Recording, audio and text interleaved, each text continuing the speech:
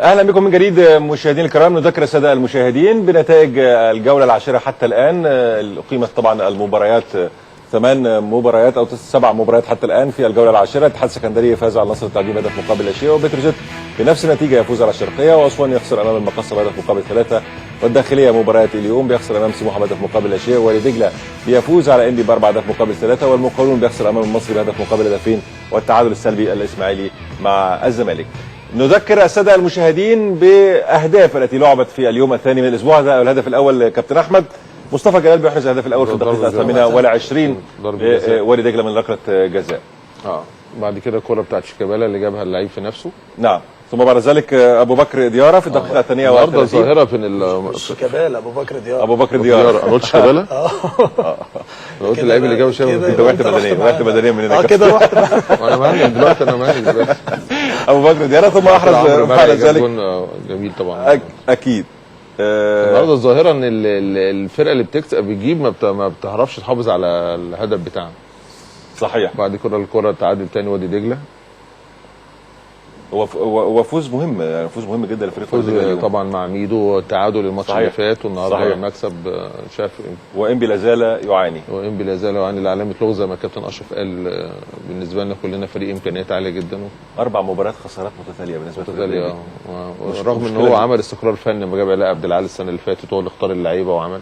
لكن طبعا هو عنده الحوال. النهارده لو صالح جمعه ومؤمن زكريا مجموعه عنده كبيره جدا وكهربا، اللي دول موجودين كانوا فرق طبعا مع فريق انبي بنسبه كبيره يعني. اكيد. ده هدف صامويل افون في هدف قاتل فعلا وهدف جميل. ثم بعد ذلك رصاصه الرحمه من عرفه السيد في الدقيقه 3 من الوقت البدل الضائع بعد الهدف الثالث وهدف العيد. كابتن اشرف، مباراه الداخليه وسموحه بيفوز بهدف مقابل لا شيء عن طريق حسام حسن، وبيأكد جدارته حتى الان في المركز الرابع في الدوري المصري. لا هدف في يعني فرقه سموحه فرقه منظمه على فكره، بتلعب بشكل كويس جدا يعني. حتى كمان هنا تحركهم في رؤيه كويسه جدا منهم، وفي تعاون مع بعض، ودخل منطقه ال 18. الآفة اللي موجوده دلوقتي دفاعيا، المراقبه والتمركز والمتابعه مش موجوده، فطبعا الداخليه دفع ثمن الكلام ده كله. فرقه سموحه فرقه ابتدت مع كابتن حلمي طولان، ابتدت تشتغل بشكل كويس جدا. بص هو الراجل باصص حسام حسن يعني اتعامل معاه كويس جدا، انهم من افضل ظهيري الجنب بالنسبه للدوري المصري الممتاز، رجب بكار وعمر سعد. المباراه الاخيره طبعا هذه مباراه المقاولون والمصري. المقاولون بيخسر امام المصري بهدف مقابل 2. طبعا جون مميز، والنهارده كان مباراه سعيد مراد الهدف الاول. انت بتشغششني؟ لا فايق. طب معايا كابتن احمد حسام ميدو. كابتن احمد اهلا بيك والف مبروك على الفوز.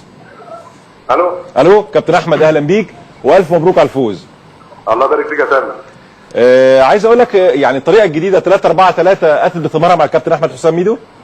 مبروك الاول يا ميدو. مبروك. تحيات طبعا تحيات معلش انا مع مين في الاستوديو يا سامي؟ انا مبروك. معايا كابتن احمد سليمان والكابتن اشرف قاسم، وبينقلوا تحياتهم ليك. الف مبروك يا ميدو. الف مبروك. حاجه مشرفه يا ميدو والله. الاثنين حبايبي حاجه. الف مبروك يا ميدو، شرفتنا والله. الله يخليك يا غالي. نتيجه او طريقه 3-4-3 اتت ثمارها مع الكابتن احمد حسام ميدو. يعني طبعا انا اخترت طريقه اللعب دي بسبب الظروف اللي موجوده عندنا، ان احنا ما عندناش باك رايت يقدر يجيد في 4. نعم. وفي نفس الوقت الباك ليفت بتاعنا سيد سالم واحد من افضل باكات ليفت في مصر، لو لعب 5 لو في حد مغطيه يعني بشكل جيد. نعم. احنا الماتش اللي فات لعبنا 3-4-3، والماتش النهارده لعبنا ب2 مهاجمين، لعبنا ب 3-5-2 ب2 مهاجمين. بدانا بعرفه وصاموا، لان كنا شايفين ان احنا لو ضغطنا على الاثنين سوبر باكس بتوع يمكن هنقدر نسبب لهم مشاكل، وفي نفس الوقت ندي حريه للظهراء الجنب بتوعنا ان هم يتقدموا قدام. 3-4-3 مشتقاتها انا شايف ان اللي ممكن نلعب بيه، لكن الاهم من كده هو مدى استعداد اللعيبه لطريقه اللعب اللي احنا بننفذها من اول يوم. خد مننا مجهود كبير جدا، سعاده كبيره جدا للعيبه بالروح الكبيره والاصرار اللي اظهروه النهارده. نعم. كابتن احمد، في المباراه الاولى لعبت ابراهيم انداي وبدات بابراهيم انداي، النهارده بدات بصامويل افوم. كنت عايز تلعب راس حربه تاني النهارده او تضغط اكتر على فريق انبي زي ما قلت؟ كامير الصوت بيقطع، انا مش سامع كويس. في المباراه الاولى انت بدات بابراهيم انداي وحسام عرفات في مباراه سموحه، تمام مظبوط؟ النهارده بدات بصامويل افوم. هل عشان تدفع براس حربة تاني ولا انت كنت سايب ورقه رابحه على الدكه؟ لا بسبب ان سموحه مميزين جدا في باكين الطرف بتوعهم بكر وعمر سعد، فكان لازم العب اثنين عليهم يوقفوهم.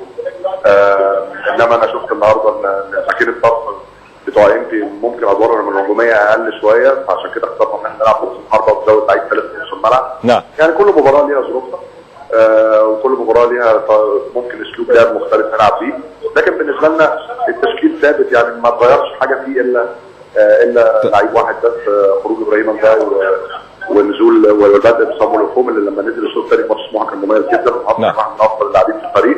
نعم. فاحنا يعني شغالين الحمد لله بشكل معين ان احنا ندي فرصه للعيبه الشباب، وده شيء مهم جدا بالنسبه لنا. النهارده تغييرين من الثلاث تغييرات بتوعنا، ابراهيم انداي 18 سنه وعمر مرموش 17 سنه مواليد 99، وده جزء من فلسفتي وجزء من فلسفه وادي دجله، واللي احنا نحاول نطبقه الفتره الجايه. اخر سؤالين يا كابتن احمد، السؤال الاول خاص بابراهيم عبد الخالق، انت بتحب تسيب ورقه رابحه على الدكه؟ ده السؤال الاول. لا، ابراهيم يعتبر لعيب اساسي في وادي دجله. ابراهيم لعيب مميز جدا وعنده خبرات كبيره جدا، لكن هو كان محتاج شويه شغل بدني احنا اشتغلنا عليه الفتره اللي فاتت، الاسبوع اللي فات ده. بنديله المباريات بالتدريج، لكن بالنسبه لنا ابراهيم لعيب اساسي ولعيب مهم جدا في الفريق. نعم. عصام الحضري جاي له عرض من المريخ السوداني، ممكن تتخلى عنه؟ لا طبعا، لا مفيش اي تفكير يتخلى عن عصام الحضري، والعرض ده غير حقيقي. مفيش اي عرض من المريخ السوداني.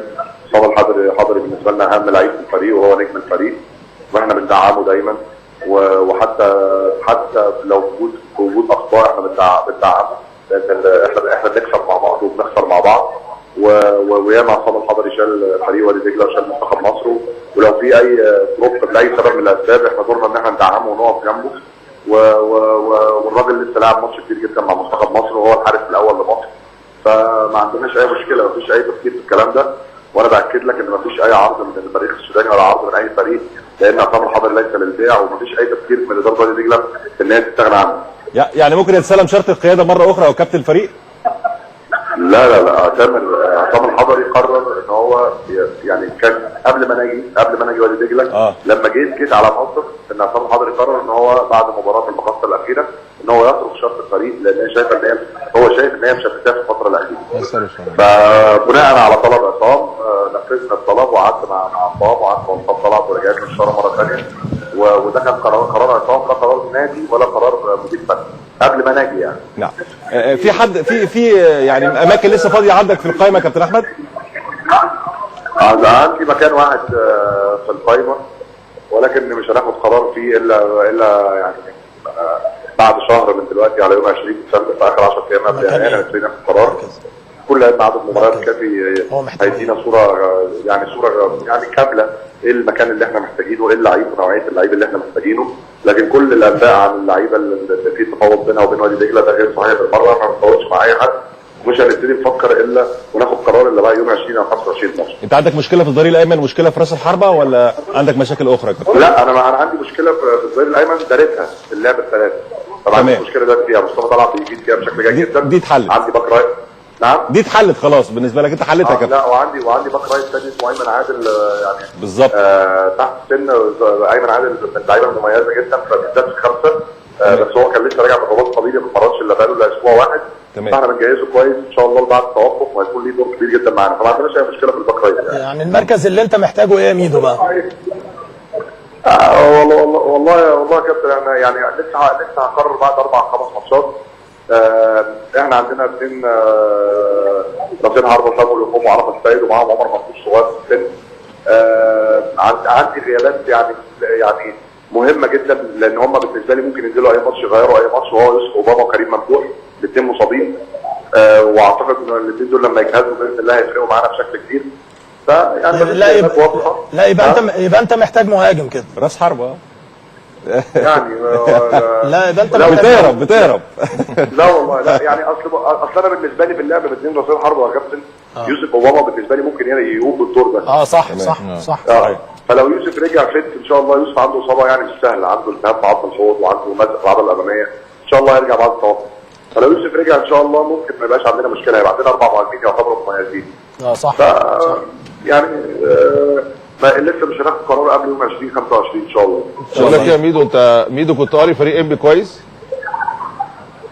كابتن احمد والله سلام، كابتن احمد، اتفضل. فريق انبي بالنسبه لي النهارده كان يعني انا كنت متوقع ان الاسلوب اللي هيلعبوا بيه، وكنت متوقع ان يعني التغييرات تبقى في اضيق الحدود، لان مفيش مدرب يمسك فرقه اول ماتش، ومدرب مؤقت هيعمل تغييرات شامله. ولا يعني انا عايز اقول لك ان ماتش النهارده في فريق واحد لعب المكسب، وهو فريق وادي دجله. عشان كده انت كنت كده مركز على الناحيه اليمين بتاع انبي والناحيه الشمال بتاعتك، انت كنت مركز مقصود ولا دي جت صدفه النهارده؟ لا مفيش حاجه صدفه، انت عارف خلاص كده خلاص كده رساله وصلت. اشتغلنا عليهم من ناحيه الاجناب وفي ظهر الحلواني وصبحي كويس جدا، واشتغلنا ان احنا نلعب في ظهر السنتر باكس بتاعتهم في الاثنين المساكين بتوعهم، وعملناها كويس جدا. عايز اقول لك يعني ان لولا الاهداف السخيفه، يعني اهداف اللي هي باخطاء تافهه دخلت فينا، احنا كان ممكن نطلع الشوط الاولاني 3-0. نعم. احنا كنا مسيطرين تماما.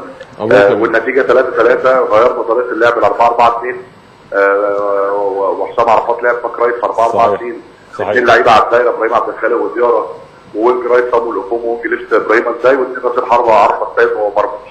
فده مخاطره كبيره جدا مننا، والحمد لله ربنا يعني عوضنا في المخاطره دي. الف مبروك. الف مبروك كابتن احمد حسام، بالتوفيق ان شاء الله.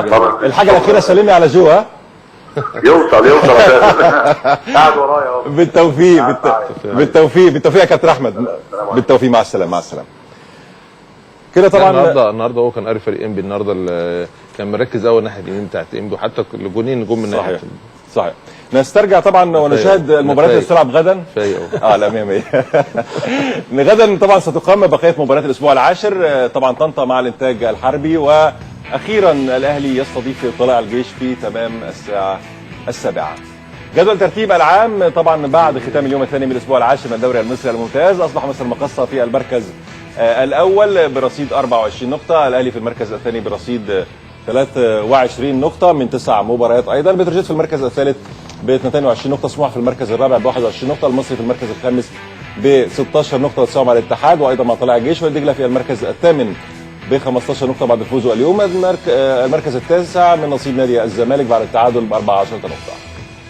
يأتي الإسماعيلي في المركز العاشر بعد التعادل ب 13 نقطة وتساوي مع المقاولون العرب، إنبي في المركز الثاني عشر ب 10 نقاط، الإنتاج الحربي في المركز الثالث عشر ب6 نقاط وتساوي مع الداخليه، اسوان في المركز الخامس عشر ب5 نقاط وتساوي مع نصر التعدين، واقع ترتيب كل من الشرقيه وطنطا في المركز الاخير وقبل الاخير. في النهايه بشكر كل من الكابتن احمد سيفان، بشكرك شكرا جزيلا كابتن احمد. الله يخليك بس سلام، نورتنا النهارده مع الجو، انت عارف النهارده اللياقه البدنيه عاليه شويه. كابتن اشرف بشكرك شكرا جزيلا. في عرض من اسوان؟ عنده عروض كتير يعني. لا ما في، عمالين ملاحقين، احنا ملاحقين. اذا طبعا مشاهدينا الكرام في النهايه بشكر كل طاقم العمل، والى الملتقى ان شاء الله، وسعد جديد لكم منا كل التحيه والى اللقاء.